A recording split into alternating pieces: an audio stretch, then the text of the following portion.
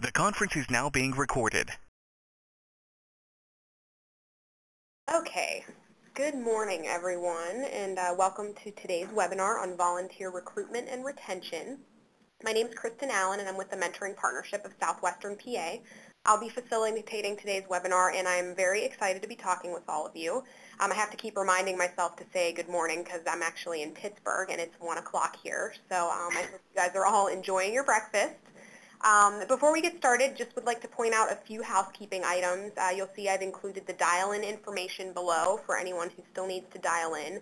And if you're having issues accessing the presentation or the dial-in, please call the iPresent tech support team at the number shown on the screen. And as you all know by now, today's webinar is brought to you by the Mentoring Coalition and UPIC. So Brianna, if you would like to provide some updates and news, I'd be happy to turn it over to you. There really isn't much going on, just the webinar today, and once the webinar is finished, we'll be able to send you the recorded webinar along with the PowerPoint and a questionnaire that Kristen has provided to us. She's basically just wanting to know, what she can do better for her webinars and her PowerPoints, and this is a completely new thing for us. We haven't done webinars for the Mentoring Coalition before, but hopefully it does well and we'll work it out. So welcome and enjoy. Great, thank you. You'll see here today's agenda. We've got a lot to cover. We'll be talking about volunteer motivations, reducing social distance, inspiring change in behavior, crafting messages that resonate, recruiting for success, and finally how to keep those volunteers once you've recruited them.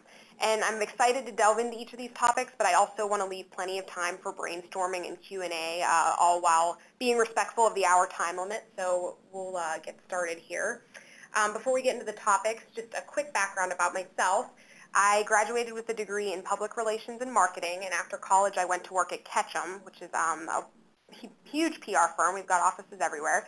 I spent 5 years there as one of the lead media strategists for the Midwest region, and during that time I actually was a volunteer with the Mentoring Partnership. I offered pro bono communications support, and they began to restructure and were looking to bring on a full-time director of marketing and communications, so I joined the team full-time 3 years ago. Working in the corporate sector first and then coming to the nonprofit world has definitely given me a unique perspective on my work. It's a lot of pros, but also some challenges as I've gotten used to working in the nonprofit space. So I'd like to think I bring a new way of looking at things. The Mentoring Partnership of Southwestern Pennsylvania is part of a network of mentoring partnerships across the country that work to advance mentoring. We actually have a partner agency located in Oregon that you might be familiar with. It's called Oregon Mentors. You can find more information on them at www.oregonmentors.org. Locally in Pittsburgh, we work with more than 140 mentoring programs, and we provide training, program development support, marketing and recruitment support, and access to research-based best practices that help programs grow stronger. So while I'm not recruiting volunteers for my own organization, I'm actually helping 142 agencies recruit volunteers for themselves. So that brings us to understanding volunteers. Not always an easy task. Before we can talk about effective volunteer outreach, we really need to get to know our volunteers. So one of the first things to ask yourself is, who are my volunteers? What does my volunteer landscape look like? So this information consists of 2 parts. First, your ideal dream volunteer. Think about creating a persona for what your ideal volunteer would look like, including things like age, demographics, etc., so you have an idea of who you should target. You can get as specific as creating an actual, fictitious person. So you know that your ideal dream volunteer is Debbie. She's 45. She's got kids that are in high school. Going that far to assign information like that really helps to build in your mind who you should be targeting with your messages. And then the second thing to keep in mind is the real-life volunteer pool. So does your organization capture information on current or past volunteers? And who's more likely to sign up with your organization? If you've got the time, definitely check out a website. It's www.volunteeringinamerica.gov. This is a website from the Corporation for National and Community Service. You can search your state or even localize to the nearest big city and get information on volunteer rates and rankings and civic engagement trends. For example, did you know that 35.8% of Oregon residents volunteer, ranking them 8th among the 50 states? And of those who volunteer, 31.6% volunteer in the educational sector, making it the largest group. These types of statistics, both quantitative and qualitative, make it easier for you to get a better picture of who you should target and who's more likely to respond. Once we have a better understanding of our volunteer landscape, we can start talking about motivations. Marketing in and of itself isn't just about reaching out to people. It's about understanding what's important to the people we're trying to reach and what makes them react to certain messages or calls to action. There are 3 levels of motivation. The first of these you'll see is self-serving drive. This captures the idea that people often join an organization or get involved because it meets their needs. That need may be for business, for friendship, for belonging, or any other self-serving need. When we think about recruiting at this level, we have to stress the personal benefits volunteers will receive by getting involved. Does it meet community service requirements? Is it a resume builder? Or maybe it gives them an opportunity to network with other community members who are getting involved. The secondary level is relational drive. This captures the idea that people volunteer or get involved because of friendship. When a friend personally asks someone to volunteer, it's often hard to say no.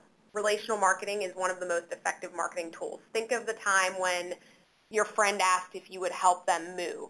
It's really hard to say no, even though you know that might mean giving up a Saturday and back-breaking work on your part. Anytime a friend asks, it's hard to say no.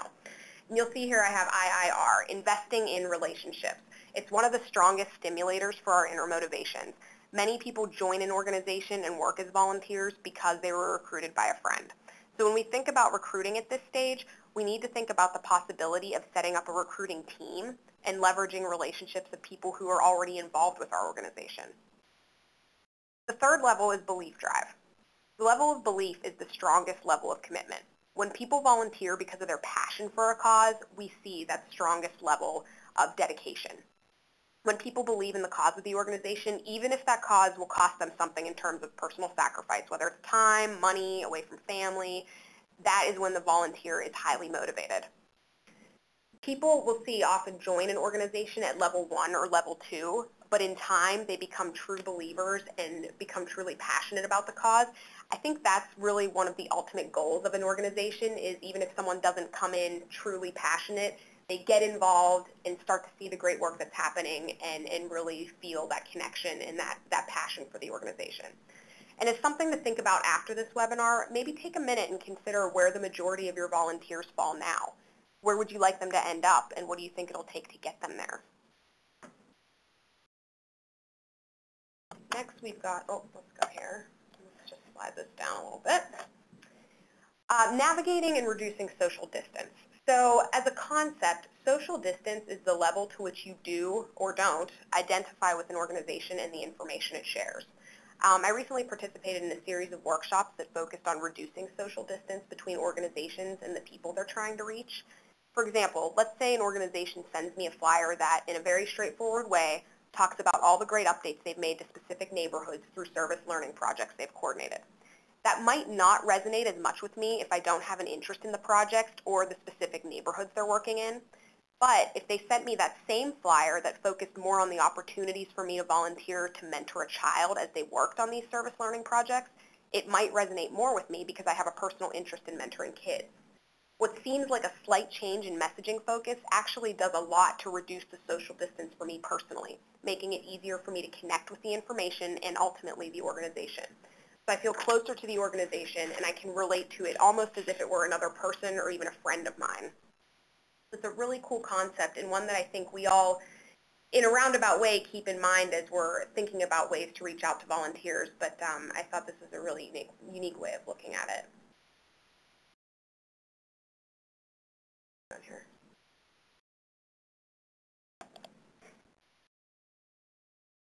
Yeah. There we go.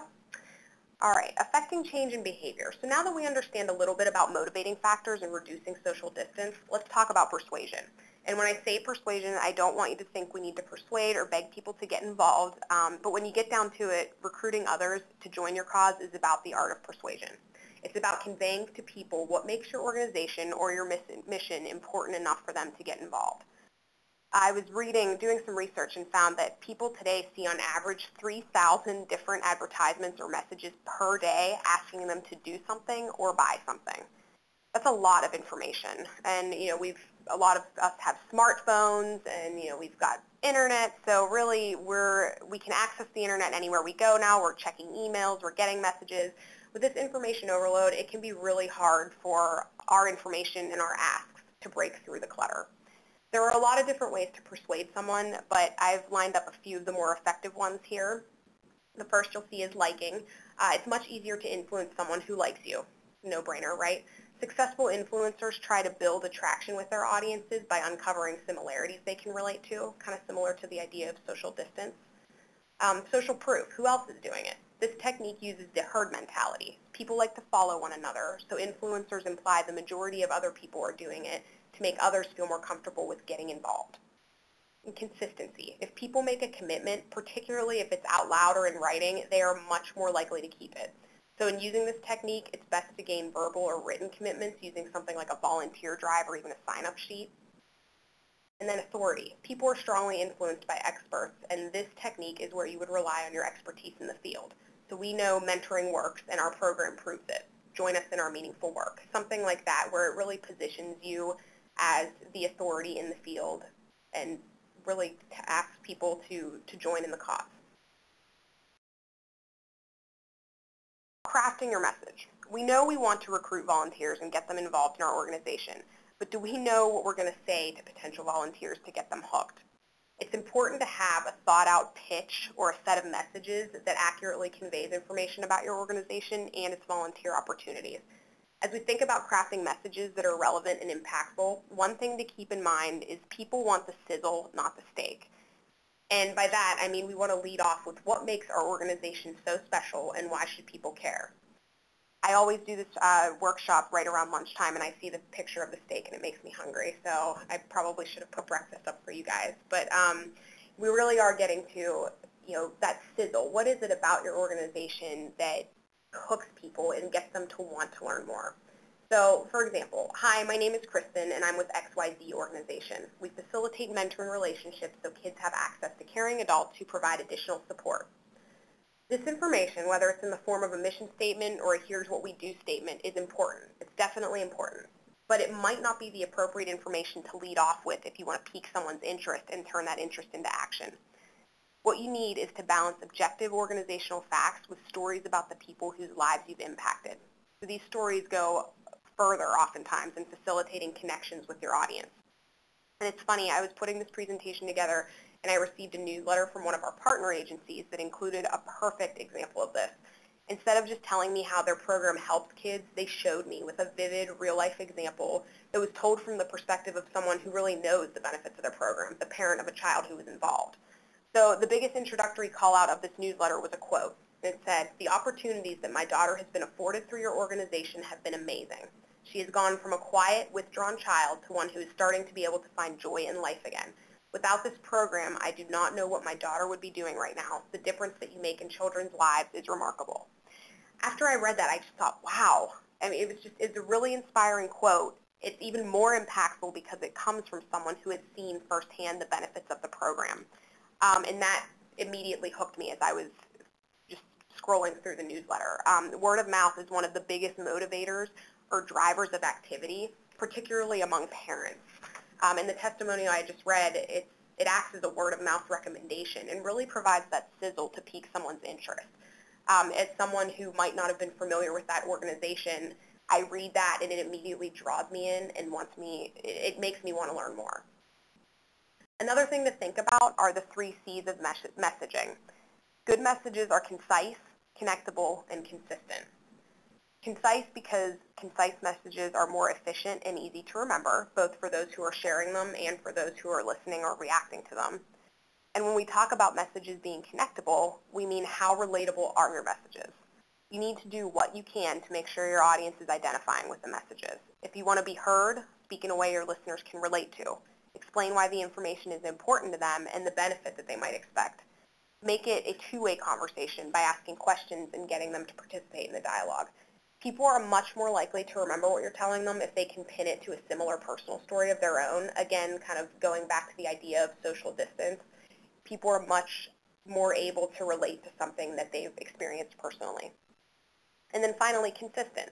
Once you've uncovered messaging that is concise and connectable, you know it's impactful and it gets to the heart of your organization, it's important to make sure you're consistent with using those messages. This is particularly important for staff members or others who might be communicating on behalf of your organization. Committee members, parents, volunteers. Here at the Mentoring Partnership, I actually just led sort of a message mapping session for ourselves where we really sat down and talked about, brainstormed the best ways to communicate our organization and what we do. And one of our biggest challenges was that we found different audiences or different constituent groups were saying different things about us. So, if you asked a staff member who the Mentoring Partnership is, you might get a very different answer than if you were asking a volunteer of the Mentoring Partnership or asking a board member of the Mentoring Partnership. Not that the information wasn't accurate, but the way people were phrasing it, you could get 3 very different answers.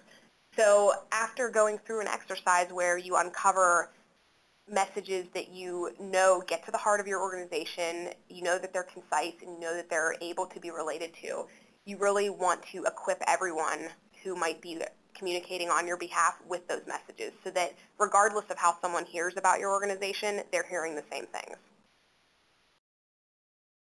Moving on to recruiting for success. Now that we know who we're targeting, what we're going to say, we want to talk a little bit about some strategies to recruit volunteers. So, and I can see here my lettering got a little morphed here. That's supposed to say dedicated volunteers.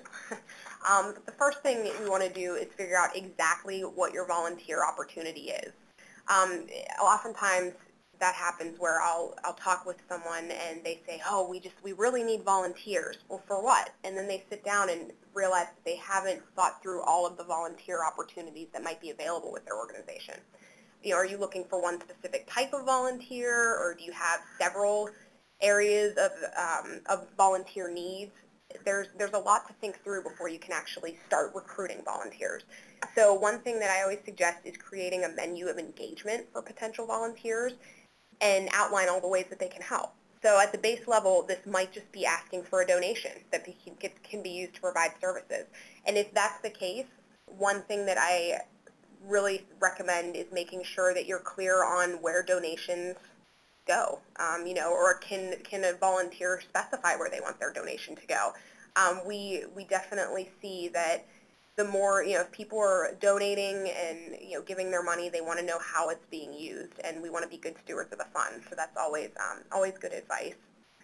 And at a more involved level, for this menu of engagement, you may ask people to mentor in a group and then maybe graduate and move on to mentoring in a one-on-one relationship. For each volunteer opportunity, regardless of how many you have, creating a description that outlines the work a volunteer can expect to do, it really goes a long way in setting up expectations. So clearly defining the length of the opportunity. Is it a year-long commitment? Is it a 6-month commitment, a school year commitment? Outlining the qualifications and expectations of the opportunity. This includes any sort of background checks or clearances required, and also whether there are fees associated with that. We have a great mix of programs that I work with, most of which require background checks and clearances, but some of the programs actually cover those expenses, some don't. So it's good for potential volunteers to know in advance what clearances they're going to have to get and if they're going to be expected to have to pay for them.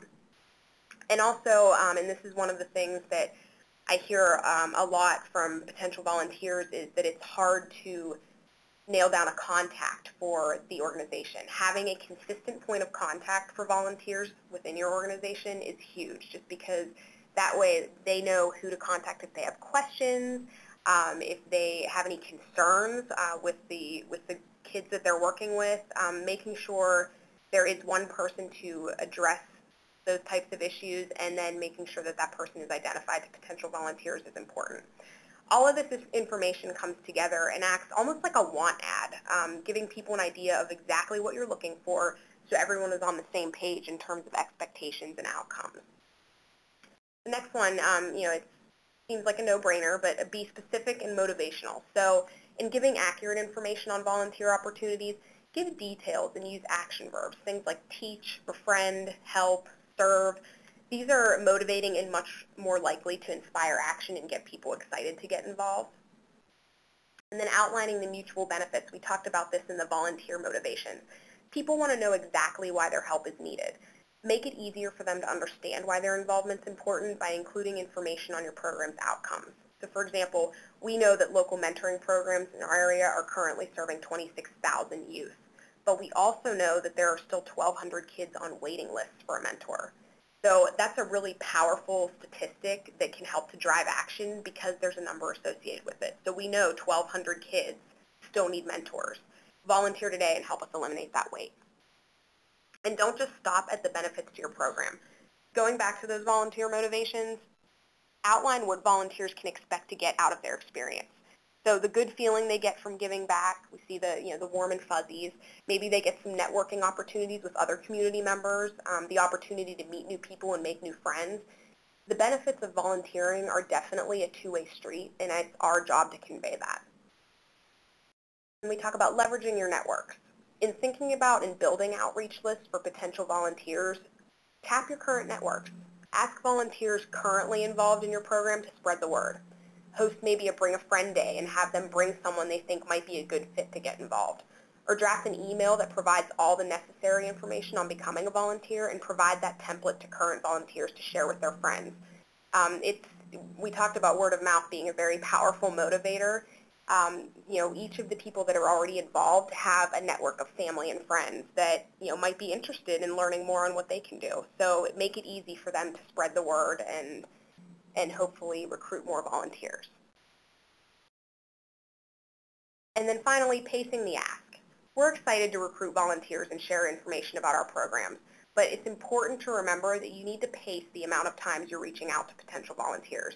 We mentioned earlier, people see 3,000 messages per day on average. That's a lot, and if your asks and your emails and your phone calls make up a good percentage of that 3,000 per day, it can get very overexposed. So there's a fine line between keeping your organization and its volunteer opportunities top of mind and becoming an email or a phone call that's automatically ignored, which is something you definitely don't want.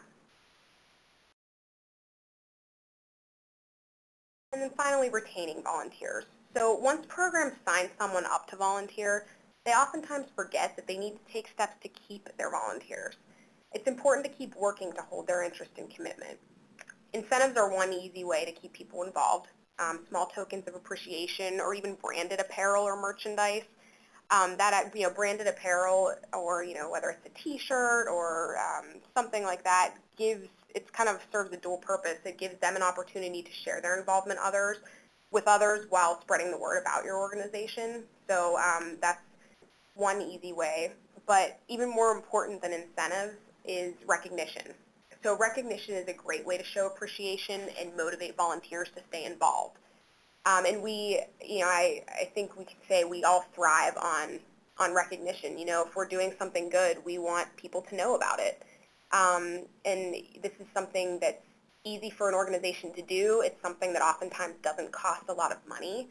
So, we have here small-scale recognition ideas, something like sending a personal note or a postcard after a big service project, or sending a birthday card or a card to observe maybe their anniversary with the organization, submitting photos of volunteers to the local media, provided we have photo releases, of course, and then even writing a letter to a volunteer's supervisor or employer acknowledging their great service and leadership. I think that one especially is a really great idea that doesn't take a whole lot of time or money on our end, on the organization's end to do, but something that could really, really go a long way to show how valued a volunteer is.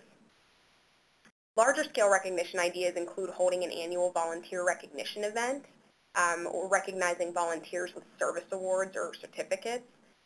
And one of the things that I think, to inspire long-term service, maybe get some of your dedicated volunteers involved at a deeper, more organizational level. Have them serve on a planning committee or even on your board of directors and involve them in planning processes to map things out, like fundraising events or even trainings for new volunteers. Who better to help you navigate or update a process than someone who has gone through it. I think, kind of getting these folks involved at a deeper, more organizational level really shows to them that you value their involvement, you value their opinion, and you want them to continue to help to shape the direction and the future of the organization. And of course, it's also a benefit for you because you have more hands on deck. And of the various techniques to retain volunteers, I think the most important thing to remember is that enthusiasm is contagious. So be sure to convey your enthusiasm for the program and their involvement. And even, for the kids you're serving through your program, ask them what they like about their volunteers and then share this feedback with the volunteers. Knowing they're making a difference and that their time is valued goes a long way in keeping them engaged with your organization. And I have here, you've got us, now keep us. So before we move into the Q&A portion, which is, I wanted to make sure that we left plenty of time for that, I would like to point out some external resources that I used to compile this presentation. You'll see them here. You don't feel the need to write them all down. What I'm going to do, and Brianna mentioned this, is we'll be sharing an email with the full presentation slides, so you'll have all of this information, including the Volunteering in America website that I mentioned earlier about looking up some volunteer statistics. In addition to the full slides, you'll also be getting a survey for today's workshop. Again, this is really just to help us improve on this, this presentation. If there's any information that you felt wasn't included or that we could have brought to light more, that would be very helpful. The entire survey takes literally a minute or two, so I thank you in advance for taking the time to complete that. And then what we'll do is we're going to open it up to questions. And for those of you who are on the line, if you've got the opportunity to raise your hand, if you'd like to even just comment on something or share something that your organization has done, if you would like to raise your hand, and I can unmute your line because I believe everybody is in listen-only mode right now. Any questions or anyone that would like to share some of the recruitment strategies that have worked for them?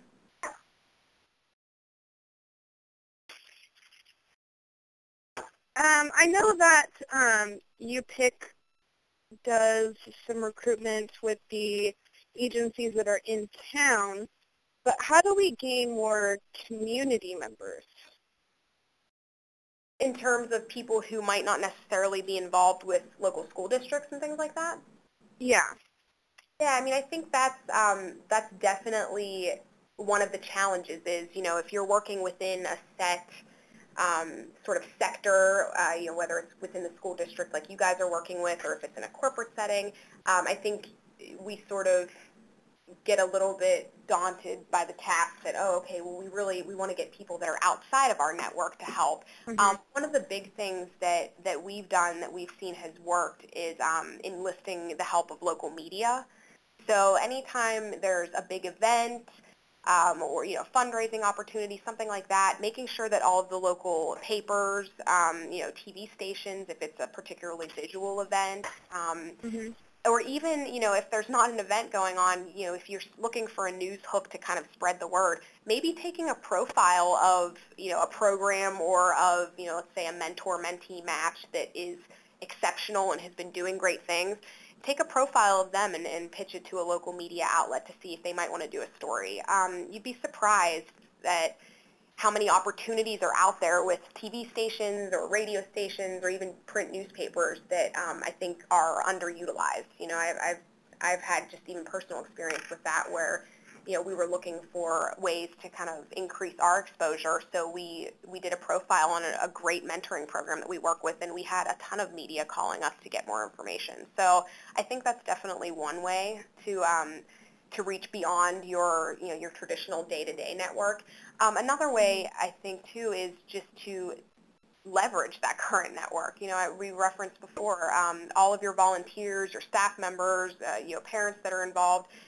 They all have family and friends who might not necessarily be connected to the work that you're doing right now. That's another very easy turnkey way. It's just to take your current volunteers or take your current constituents and really equip them with the information that they need to help you spread the word. I think as a small nonprofit, and we're, the mentoring partnership, we're only 5 staff members, so we're in that same boat where oftentimes we forget that there are other people who can help us spread the word. So often we think that the onus falls to us to make sure people know about us.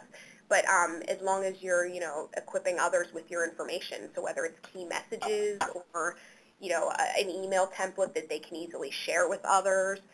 If you take some time on the upfront to kind of craft those documents or craft that information and give it to everyone that you're working with, you'd be surprised how far that information can go. What about some of you guys? What sort of recruitment strategies have you found that have been particularly helpful or successful, or on the other hand, things that maybe haven't worked that you think you should tweak? Anyone want to share?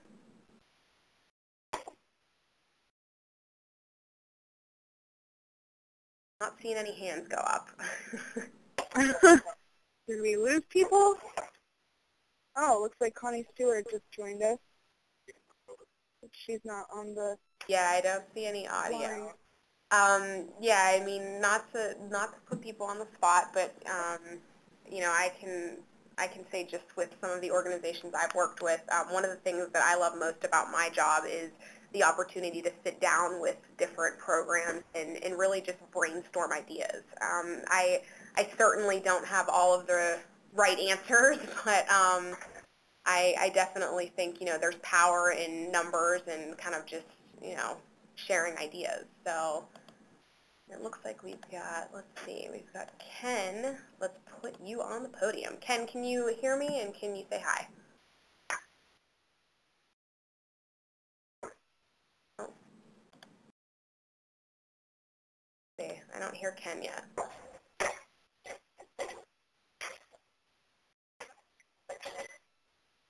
Oh, now we hear you. Oh, there you are. Okay, can you hear me now? I can hear you now. Sorry, I think Brianna might have mentioned, but this is new software to us, so we're navigating the mute and unmute functions. So we got you. Okay, I didn't have a lot to say about the recruitment. I learned something today from you, and that is leveraging your current volunteers by using them for word of mouth in recruiting further volunteers. And so I think that's great because we have a number of volunteers with the Oregon Department of Corrections that are way enthusiastic about what they do. And if we encourage them to share that with others and that there's a specific need for A, B, and C, I believe that's going to be very helpful. Great. Great. I'm glad to hear that. And you know what? We were sort of in the same boat. And, I mentioned I work with a lot of different organizations, and it's the same. You've got this sort of, volunteer base that's already, in existence and already doing great work for you. And you just, you never really think to, leverage them and tap them for help. So they're already there. They're clearly excited about the work that you're doing. Otherwise, they wouldn't continue to be involved. So who better be, brand ambassadors, basically, than the people who are already helping you do the work. Exactly. I also have two questions. Sure. The first one is about bringing change of behaviors in volunteers, and I'll explain that in a second. And the second one is ideas that you may have for thank yous that do not involve an event, like where they would have to come out for yet another evening out of their busy schedule. So we have limited budget, but I'm looking for ideas on how to give a meaningful thank you to our wonderful volunteers. Of course, of course.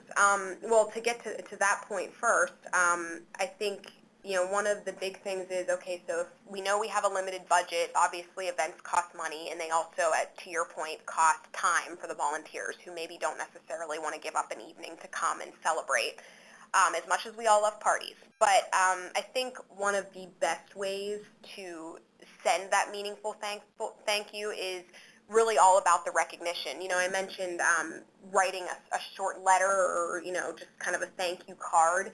Maybe sending one to the volunteer, but then also to his or her employer. If you think about it, who better to know more about all the great things you're doing than your boss? If it makes sense and is appropriate in the setting that you guys are working with, I think, sending that note saying, hey, I'm not sure if you know this, but so-and-so has been volunteering with our organization for a few years now. They've led or been a part of some really great projects, including X, Y, and Z. I just thought you'd be interested in knowing this as, as the employer, knowing what a valuable person you have on your staff. I think that really, it doesn't cost you any time. It costs you a stamp maybe if you have to mail it. But I think that could go a long way in really showing the volunteer that you value what they're doing. Mm-hmm. That's good.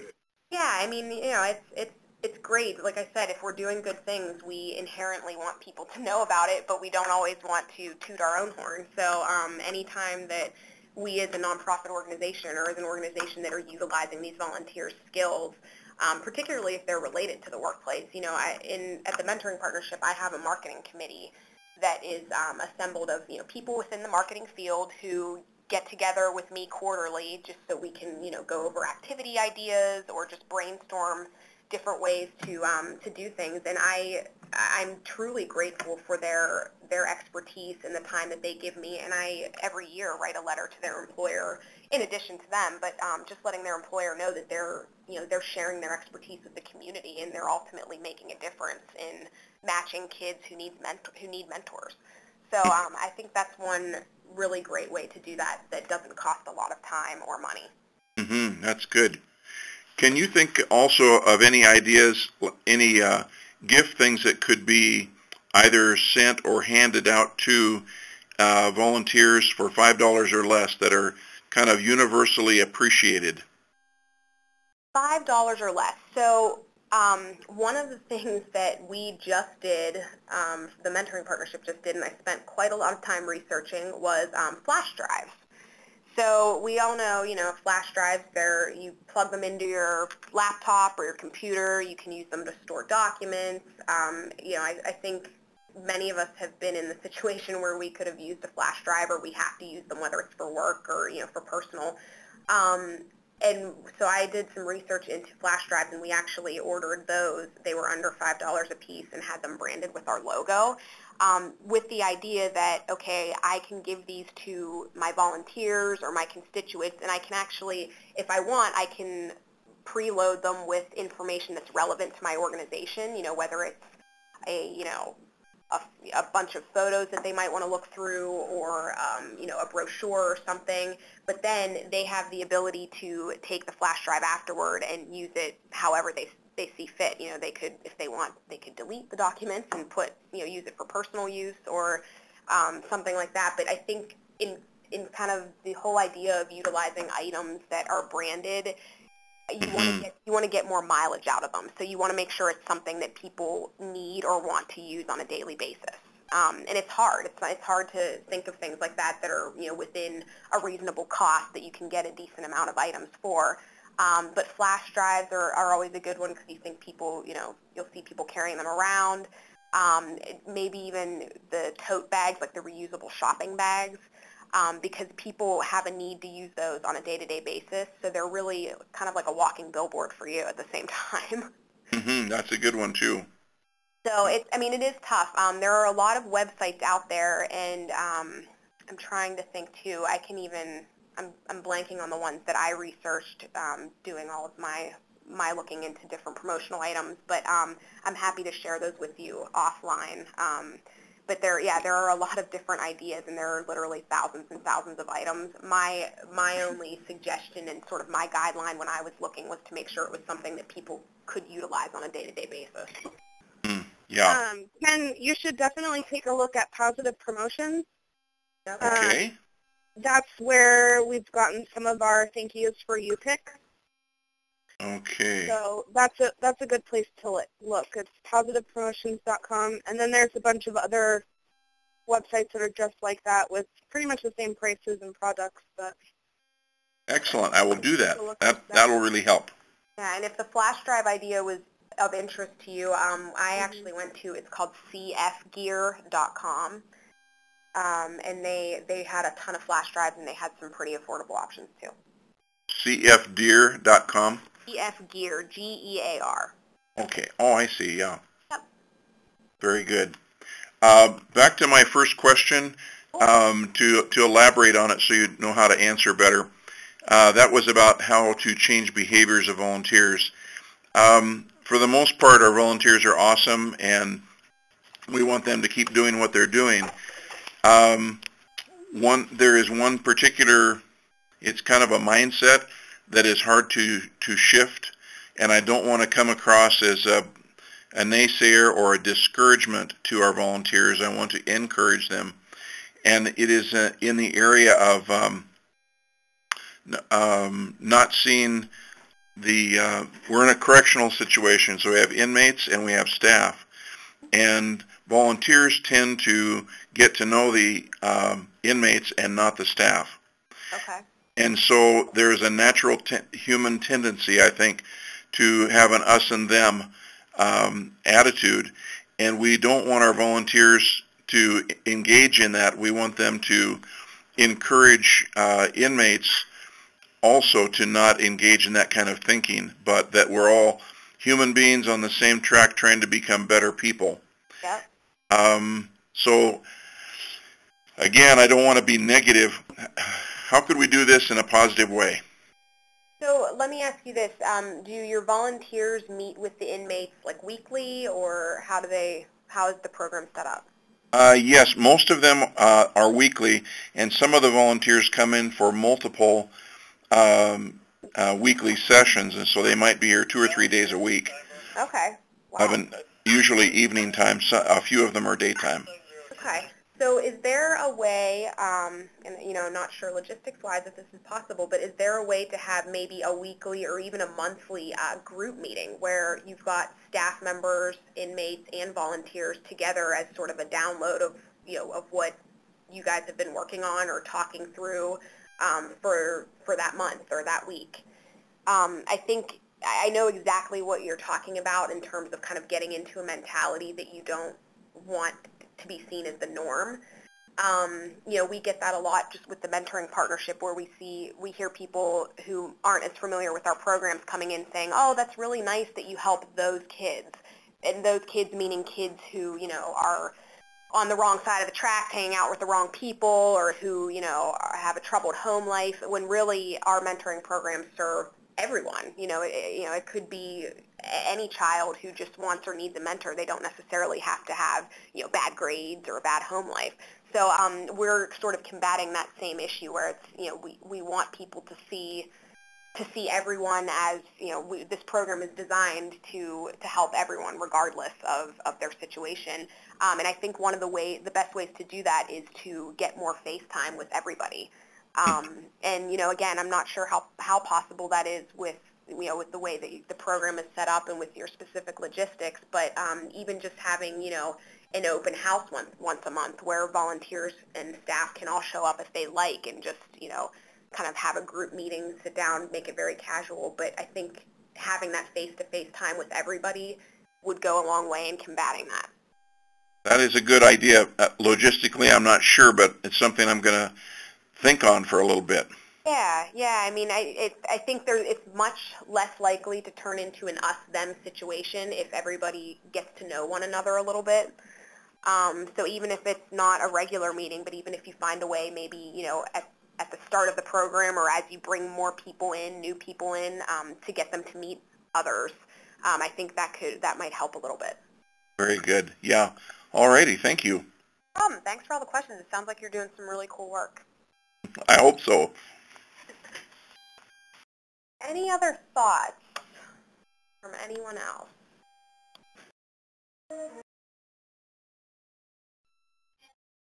Got a few minutes left. Oh, and I see Anne. It looks like Anne. Yeah, I'm working toward unmuting here. Let's see what we got. I actually don't see. Anne, are you? I've got her. You there, Anne? Yes, I am now in talk mode. Oh, perfect. How are you today? I'm doing great. How are you? Thanks. I appreciate your presentation. You've had some very good thoughts. As a matter of fact, one of the things that you mentioned, which is something that to address Bree's and what Ken's comments, we live in a very, very small community, and many small communities, and they're very stretched out from one another. But one thing we do have in common, what we don't leverage at all enough, is the media. Yep.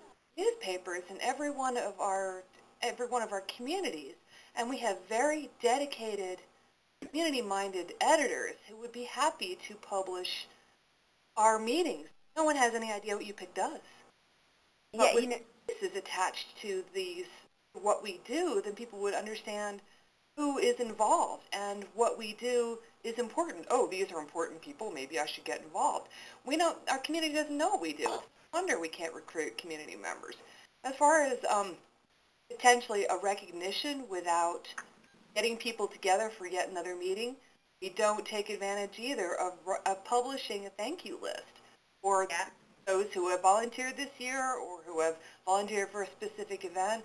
But we don't have much entertainment either. We sure do have. For a sec, do you read our newspapers?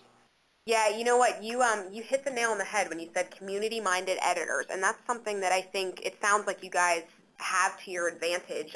Being in sort of a network of small communities, you won't find more community-minded editors than in small-town newspapers. You know, I mean, even in larger metro areas, it's a little tougher to break in and find an editor who might be willing to do more of a feel-good story. But I live in a small community myself, and I was telling Brianna before the call started that I love living in my small town. I love the small town mentality, and I would prefer to just stay there because literally everyone takes an active interest in what's going on because it hits so close to home. So it sounds like you guys are in the same position, and I think that could be a really great opportunity for you to spread the word about events or, like you said, even publishing a thank you list. What a great idea. I mean, just if you've got a big service project or even if it's just the end of the year and your program's wrapping up, take a list of those volunteers and send it to the editors and say, hey, look, our program literally could not run without these people. We're talking about breaking that social distance, and that's part of a way to break that social distance, people making a personal connection. When they see personal photographs and personal names and go, I can do that. Absolutely. Yeah, it's about taking, and I think that you bring up a really good point. We hear a lot of times, and I'm sure you guys do as well, whenever we're recruiting people to volunteer, one of the biggest sort of barriers is, I don't know if I can do that. I'm not sure I have enough time. I've got kids at home. I'm working. I mean, and we all are very busy. Everyone has very busy lives. But seeing your neighbors and, knowing that they have jobs, they have kids, and they're involved and they're doing it makes it much more realistic for people. It makes it seem like, hey, you know what, if Bill's doing it, like I know he works just as much as I do. I know, he's got a lot going on at home and he still has time to do it. So it must not be that big of a time commitment, or it must not be that big of a barrier that I could definitely get involved. So I think you're absolutely right. I mean, it does go a long way to kind of break that social distance and make the volunteer opportunity more, more relatable and more realistic to people. Also end up publishing a bunch of contact names. Right.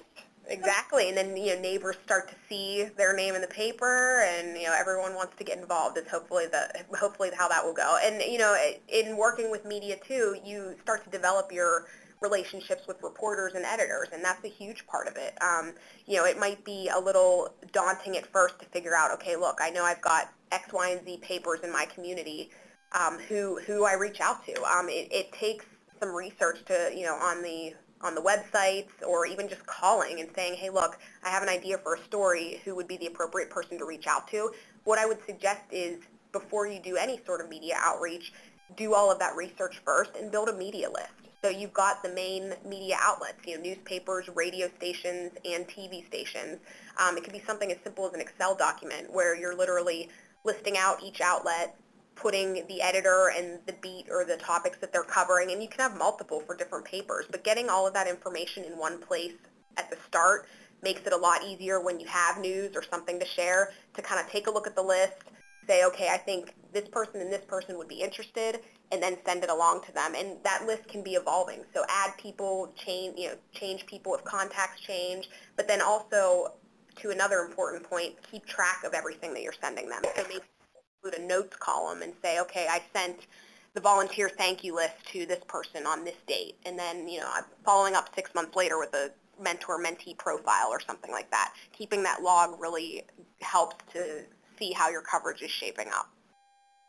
Well, we have one newspaper here and a few radio stations, but the newspaper company here is so hungry for news that, you know, they end up coming to the youth mentor program who I used to work for and asking us, you know, what do you have going on? What events do you have planned? You know, give us something so that we can write.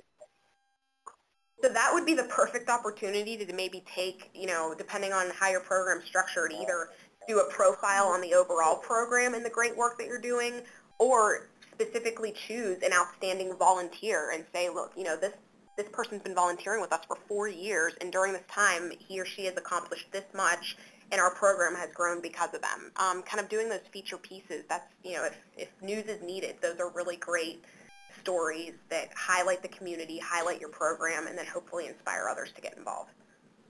Exactly. Cool. Well, any other final thoughts? I want to be respectful of everyone's time. I know you guys are joining in the morning, so any parting thoughts? Like it?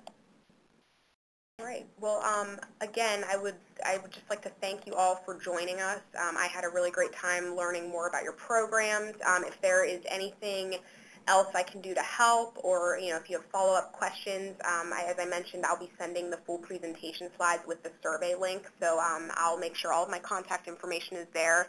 I'm always happy to help with anything. So please feel free to reach out. And again, thank you in advance for completing the survey too. That will really help as I continue to refine the information. I want to make sure that this is useful and valuable to everyone, because I know you guys, time is at a premium, so I know it's tough to carve an hour out of the day. So thank you guys very much.